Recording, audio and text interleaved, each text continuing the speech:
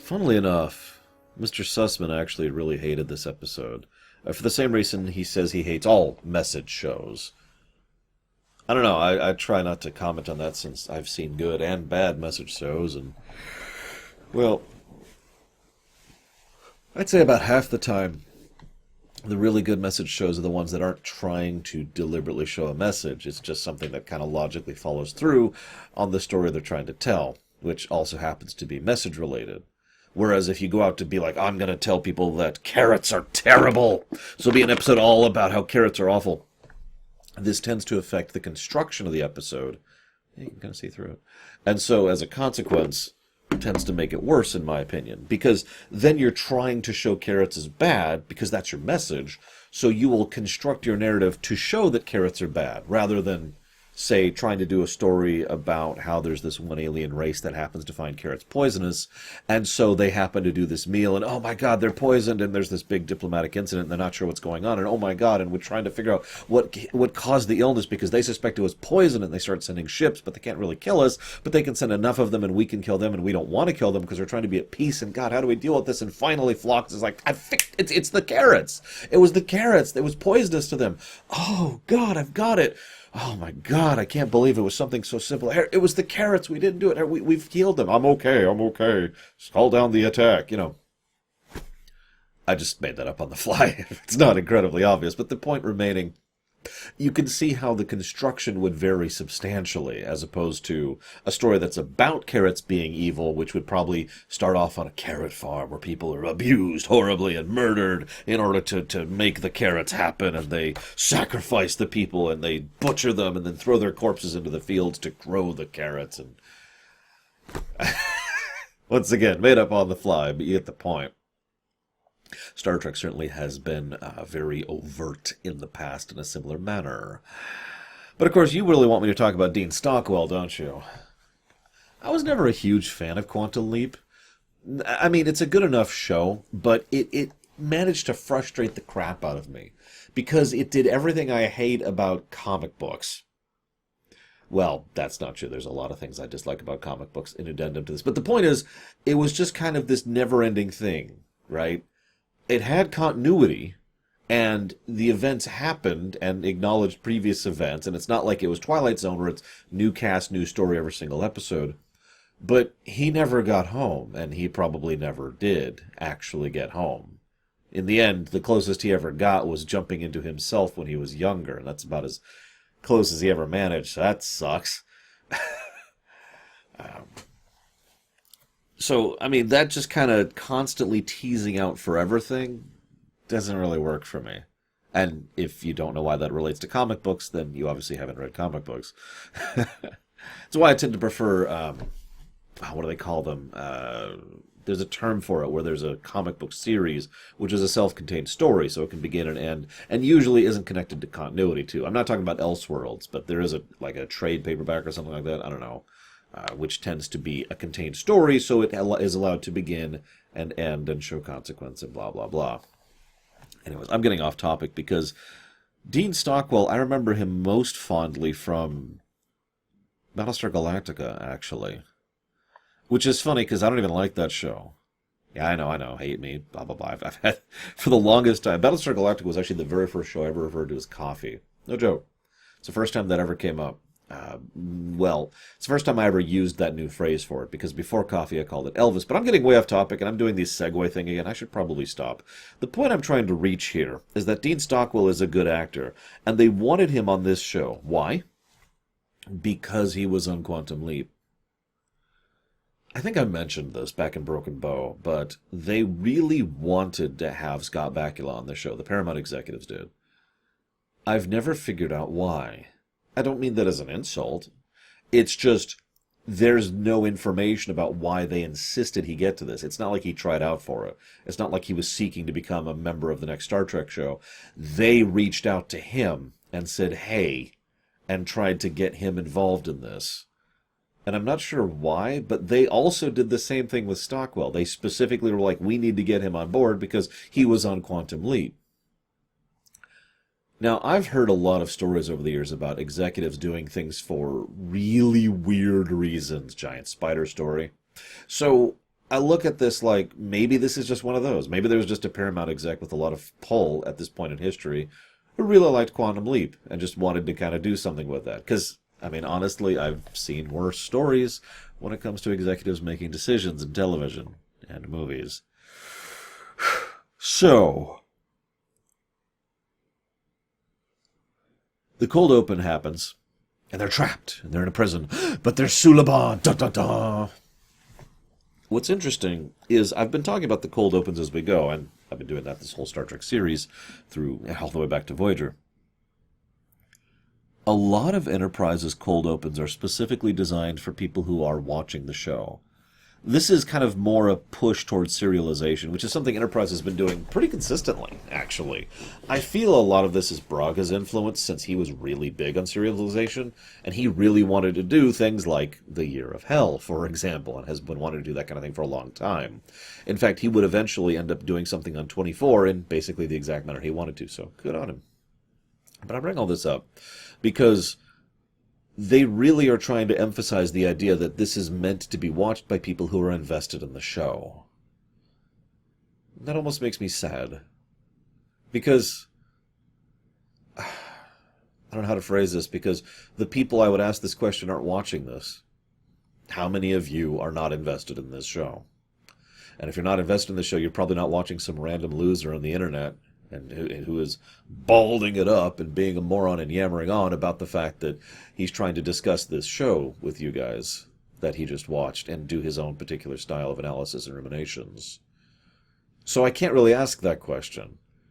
So instead I'm going to share something. One of the things I've found is that there are two recurring things about Enterprise. One is that it's not popular. And the other is that most of the people who even bothered to watch it only watched a couple of episodes that were bad and remember those episodes and so have stayed away from the rest of it. Imagine for a moment if you were trying to pitch TNG to someone and someone was like, God, no, I don't want to watch that show. Oh, have you seen it? Yeah. What was the episode? It was about some people on a planet and they kidnapped like the blonde security chief or something and they had like sticks and some kind of battle to the death and you're like, the only episode you watched is Code of Honor. Yeah, that's the one. That's kind of how I feel with Enterprise. I mean, we've had 2 Lamentations in Season 1, and a lot of these episodes are kind of dull, but this is nowhere near as bad as I remembered it. Really. And there are plenty of episodes which are decent, which are average or above average. This is one of those. The previous one is one of those. And we've had 1 really good episode, and 2 other episodes I actually enjoyed. I know that sounds like a strange thing to comment on, and that is not high praise, and I'm not trying to say it is, but you can see why it's frustrating, because it's nowhere near as bad as the popular consensus seems to be, even amongst Trek geeks specifically. Never mind science fiction geeks, never mind television watchers, never mind people in general. I actually know someone, actually I know a lot of people, but I'm going to name one person personally. I'm not going to name them, but there's one person I know personally who was told by several people, Enterprise gets good later. So he decided to sit down, and the first episode he watched was the very first episode of Season 4. Now, I'm not going to share what that episode is, but if you've seen this show, you know what that episode is.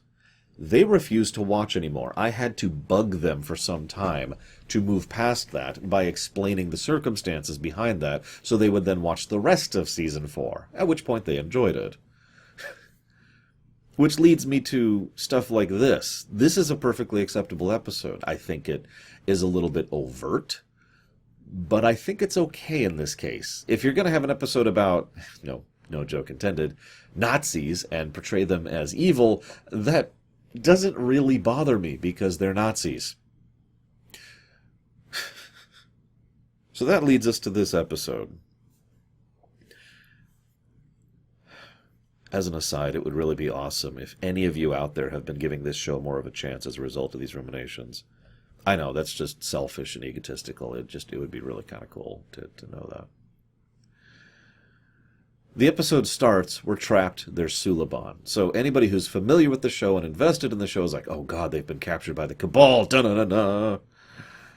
This then leads almost immediately to a showcasing of the fact that that's not true. They are in a prison, and while they kind of drag it out a little bit. It's only like a minute or two before we realize that this is not what we presumed, because then other people come in evil uniforms. You can tell they're evil because they're black, because they're Nazis, and they come out and they actually shock a random guy for no reason, just to be a dick, just abuse of power.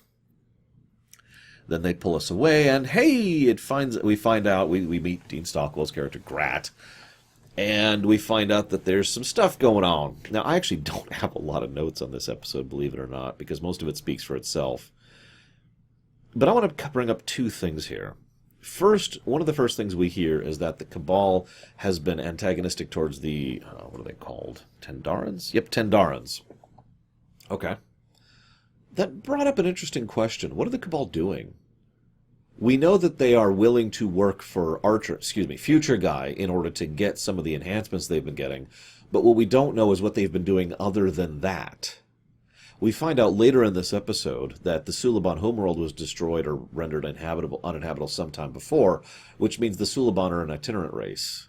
And we also find out that as nomads, they tend to either settle places or just kind of keep moving, which is why there's Suliban here. There's probably Suliban over a fairly large chunk of territory, which you can kind of see why this is the perfect race to reach out to if you have super advanced tech to try and turn them into your personal minions. So, all of this actually lines up pretty well so far. Then, well, we get information that the Cabal have been attacking and destroying Tendaran stuff. That brings up an interesting question. Why?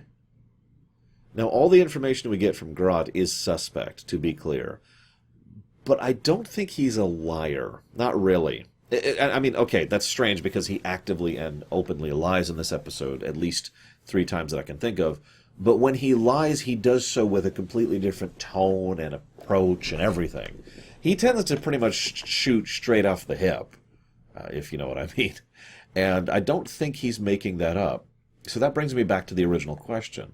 Why are the Cabal attacking the Tendaran? But then, it's obvious, isn't it? They want the territory. Because they don't have any. So they look at the nearest area that already has a pre-existing Suliban population and say, aha! Don't worry, we'll get you your homeworld. And they decide to try and conquer Tendaran.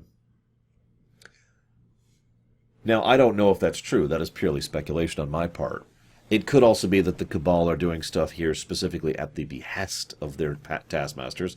It could be the Cabal are not as unified as we'd like to think, and that there's just different cells doing different things for different reasons. It could be that they're just having fun because they're psychopathic. I don't know. But that's the first interesting question the episode posits. The second is, why did their homeworld get screwed up? I mean, it's a necessary part of their characterization and their species history, but what happened to make that happen? I gotta admit, my very first thought was that Future Guy kind of messed that up. That he gave them tech that was, say, really good power generation, but also very damaging to the environment. That's all you'd have to do. Imagine if we, in real-life humans, were given something that could produce tons and tons of energy, way more than coal or wind or whatever power plants, or nuclear power plants, but it also was extremely cheap to implement. Now, let's also assume that we find out later that it's extremely damaging to the environment. Worse than coal or nuclear or wind or anything else you can think of. It's actually, it's like spreading phazon or tiberium on the planet. That kind of bad, right? You think we'd stop? So, that's of course pure headcanon. We also find out that they are heavily regulated and that they separate families. It's almost impossible to talk about this kind of thing without touching on real-life politics, and that was, of course, the intent. I'd rather avoid that if we can manage that, since this is a current issue. They do specifically name-dropped Manzanar, and this is in several ways based off of the Japanese experience of the internment camps on the West Coast here in the States back during World War II.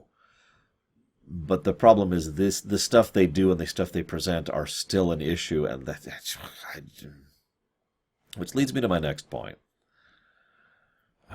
Actually, that doesn't lead me to my next point. I just want to make a quick aside. For those of you who played FF8, we have Mean Guard. We found out where he ended up. He ended up here. I don't think he even has a name in this episode. He's just Mean Guard. Okay, had to get a moment of levity before we start talking about... Grat starts asking questions of Archer. Now, Archer was reasonably willing to talk and help until he finds out that these people are in an internment camp. That's all what it is. They are imprisoned in a way that I would consider cruel and inhuman, and I would very strongly argue that. Grat then is like, okay, you need to tell me everything about Silic and about what they were after and about what the Temporal Cold War. Now, the fact that he name drops that one is interesting, because my first thought is they have no idea what the Temporal Cold War actually is. They're just aware of it thanks to their intelligence, which is apparently quite good, on the Cabal. Now, the words Temporal Cold War probably imply what's going on, but you can probably see why, in the absence of understanding, indeed, the absence of the knowledge of time travel, you could look at that and be like, okay, what the hell does that mean? Like, what does that imply? Is that a threat? Is that a threat to us? Is that something to do with us? Is that why you're attacking us? You know, all sorts of information, especially from such a seemingly paranoid species as this one. Archer is, of course, right in moralizing here, because these guys are Nazis, but he doesn't cooperate at all, basically because screw you, and that's his attitude. Normally, I don't like it when Archer moralizes. I think it kind of works in this one instance, because what we have here is a group that are wrong. They are in the wrong. Grat talks about pogroms, which are among the most horrible things in human existence. And then he says, we put them here for their own safety. We did it for them. So why didn't you assign, for example, military personnel to defend and protect the citizens of your nation that are a member of your nation in order to protect them from other citizens of your nation? Last I checked, if someone decided to just go out and just randomly kill someone else, regardless of all other circumstances, that's what we call a crime. But no, you decided to put them in internment camps because, well, you don't actually care about protecting them, do you? Now you might say, well, that sounds extremely dangerous, and you'd be absolutely right. This, I think, is a sidestep of or side connection to the guilty versus innocent argument, which I've heard many times. Forgive me for talking about this for a minute. This is a real question, would you rather that 9 innocent people get convicted of crimes they did not do so that 1 guilty person would be convicted? Or would you rather that 9 guilty people who actually did crimes go free to ensure that 1 innocent person goes free?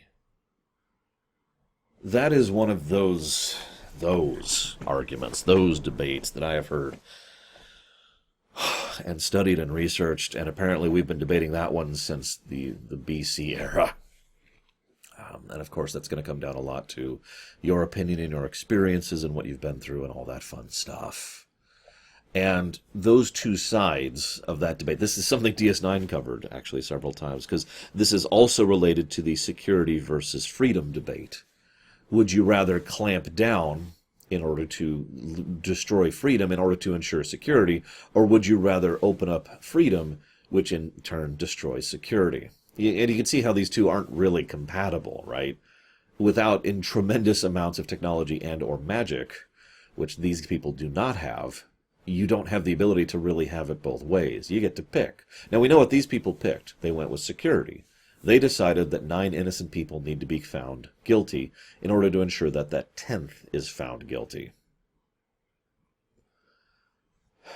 I'm actually not going to give my opinion on this because my opinion is irrelevant, but the episode does ask that question, and it does try to posit the idea which is better. Except the problem is the episode very clearly comes down on the internment camp people as part of that equation. And I think this is the one way in which the message doesn't work. Because the question, which does not have a good answer, I want to re-stress that point, is basically, by virtue of who it's connected to, treat it as if it's wrong, because the people who are interning their own people are wrong. And they are. But you can see how this kind of muddles things a little bit when this could have been a nice, interesting dilemma, and instead we have the bad guys. Or we could have just had the bad guys and avoid the dilemma entirely. But they try to have it both ways, and I feel it is to the episode's detriment. I think it's one of the weakest parts of the episode, which is a shame, because I did enjoy this one. There's this nice bit where they escape. Well, okay, in my notes I say they escape relatively early. It's actually 2/3 of the way through the episode. I just flew through this episode. I barely noticed that the time was passing. Good sign, good sign. And there's this bit where Archer is like, hey, we need to help these people. They escape early, though. They escape early on. But Archer's like, no, we need to help these other people get out. I thought you said you weren't interfering with other cultures. Yeah, I changed my mind. I have a really strong impression that that line was added in after this script was originally broken because of the changes that happened back in Dear Doctor. I would almost bet money on that. So I find myself wondering about the political situation, too. Remember, the Tendarans are a nation, just like Starfleet is a nation, effectively, at this point. Earth, humans, whatever you want to call it. So one nation has imprisoned your people and also fires on your vessels. Now, that is arguably tantamount to war, to actually provoking war with Starfleet. I doubt Starfleet's going to go to war over this one. But especially interesting is the political ramifications are more muddled than they could be, because Tendarans could easily hide behind, well, you were working with the Suliban, the Cabal, our enemy. We have proof of this because your guy was talking to these Suliban people and staged a breakout. So you are now politically connected to the Cabal, which makes you our enemy. So we're already at war. And they could also use this to justify this in the eyes of the other nations of the local community, if they chose to. It's just an interesting little circumstance. But what really pissed me off, this actually happened earlier, but what really pissed me off is he uses bureaucracy as a coercion tool. Now, it's hard to really explain why that pisses me off so much. I guess it's just the insidiousness of it. Oh, well, don't worry. All you have to do to prove your innocence is go through this system. The system is designed to be laborious and arduous, and I just realized why it pisses me off. Because it reminds me of the United States legal system. Because let's say you're arrested on a false crime, and all you have to do is prove your innocence. Now, that system is designed from ground to top to make you be convicted. To be convicted and to be kept in jail. Not prison, jail. There is a distinction.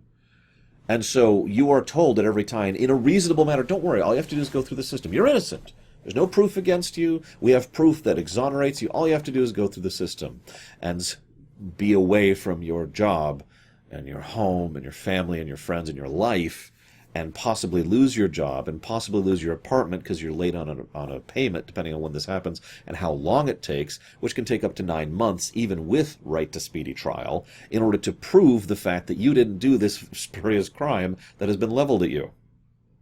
Also, the entire time you're spending time in jail, or if you'd like, you can spend money to not be in jail, but you might not have that money because of the aforementioned job and apartment issue.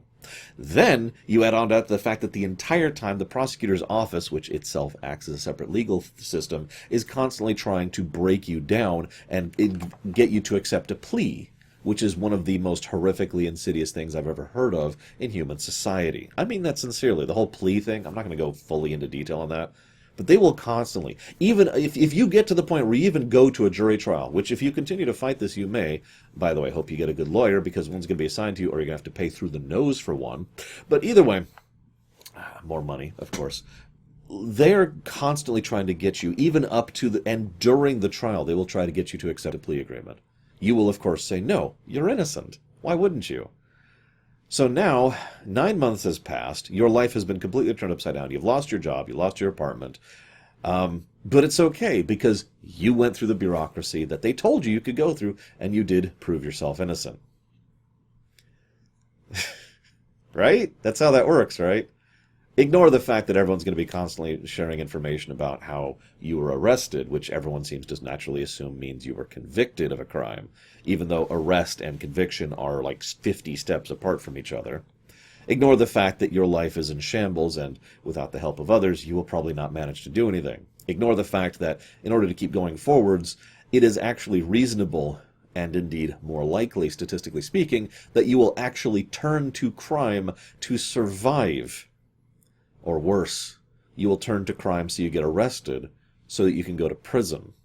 Because at least there you'll have a bed and food, which you currently lack the means to procure. Now, doesn't that kind of sound how the Tendarans sort of have...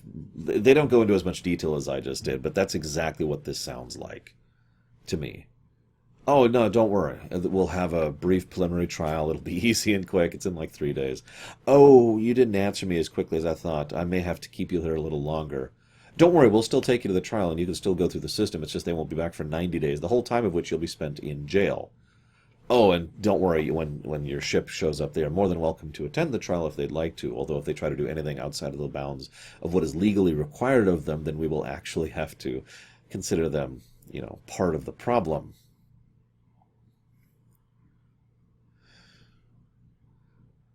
Yeah. So, I do like the fact that their ships are way weaker than Enterprise. That's a nice touch. I actually... Star Trek likes to bounce back and forth on this. Sometimes the threat of the weak is horrifically overpowered. Sometimes they're very underpowered. I kind of wish more were on the underpowered side of things. I know that sounds strange because then you'd say, well, then there's no threat of the weak. We need to have a big bad guy to defeat. Well, I mean, I already disagree with that at the baseline, so maybe that's part of my disagreement here. But I do think there's plenty of ways to challenge the crew without having them to go fight a big ship that is more than a match for them. So it is nice that they actually are able to take out these 2 little patrol ships and they DDoS the enemies so they can beam down and infiltrate and get everyone out. And they get everyone out, which is awesome. 2 things happen in short succession after this. First, Mean Guard, the guy I mentioned earlier, comes through and pulls out Travis, who they've beaten because they're Nazis. And as he's going through this whole thing, he doesn't recognize, or rather, more importantly, not recognize Reed when he's disguised as a Suliban. I actually think that's probably one of the subtler points of the episode. He just sees another Suliban.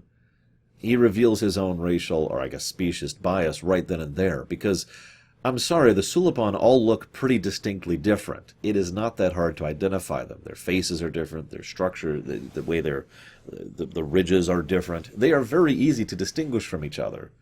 So Malcolm should look like a completely new person that he's never seen before, who is suddenly in his prison. Instead, he looks at him and he just thinks of him as another Suliban, so he doesn't say anything or do anything, and naturally that leads to them being able to get away with things.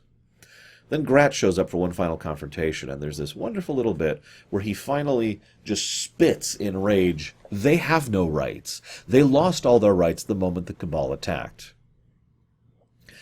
Because Grat would rather that 9 innocent people be locked up so that 1 guilty person can be.